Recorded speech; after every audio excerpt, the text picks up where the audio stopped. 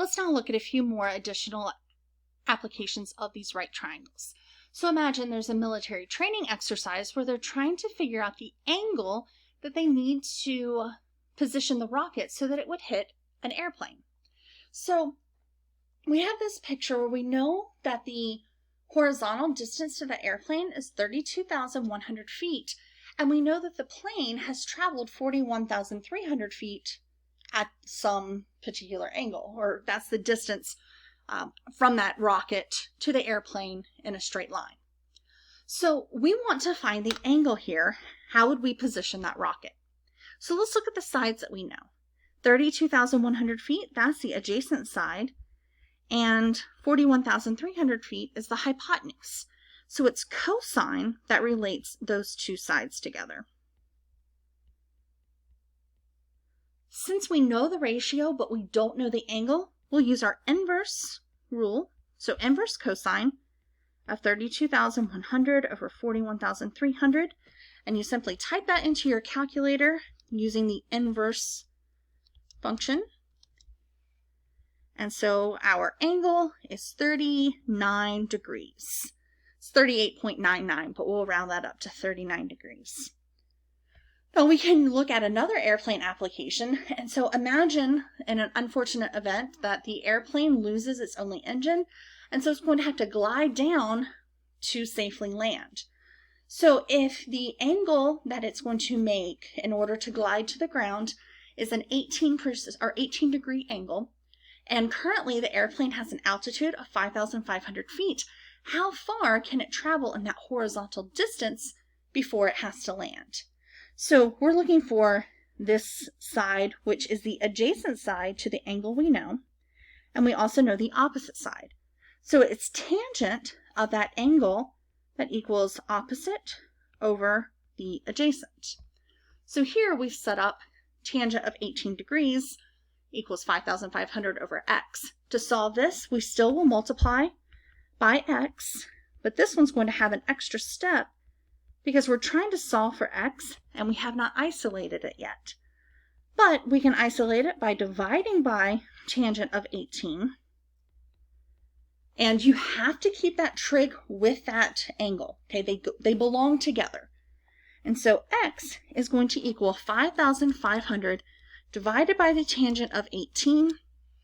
And so this plane can travel 1,692.7 feet along that horizontal.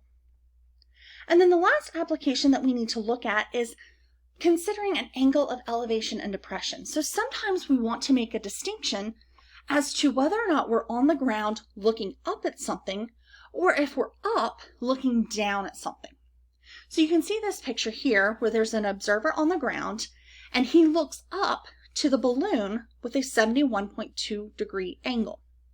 Now, if you're on the balloon and you're looking down at the observer, it's still a 71.2 degree angle, but the angle of depression is formed by looking out and then down. So you can think of angle of depression is where you look out and then down, whereas the angle of elevation, you look out and then up. So the definition here, the angle of depression is the angle between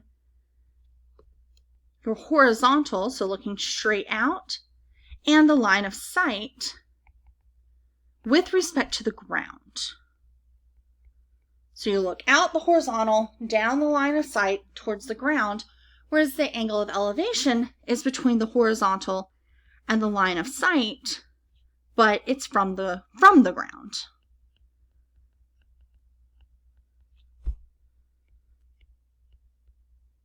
So it makes a difference what type of triangle that you're going to set up. If you're given the angle of depression, then that angle of depression would be up here in the top corner. If you were given an angle of elevation, then you're going to draw this triangle and you know that bottom angle.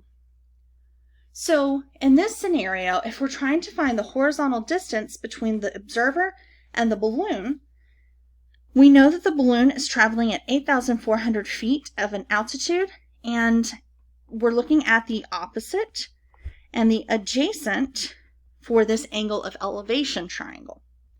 So it's tangent that gives us a relationship between the opposite side and the adjacent. And so to solve this, we multiply both sides by x. And then we want to get x by itself, so we'll divide by tangent of 71.2 degrees. And so the horizontal distance between the observer and the balloon is 8,400 divided by the tangent of 71.2. And we're looking at a distance of 2,859.6 feet.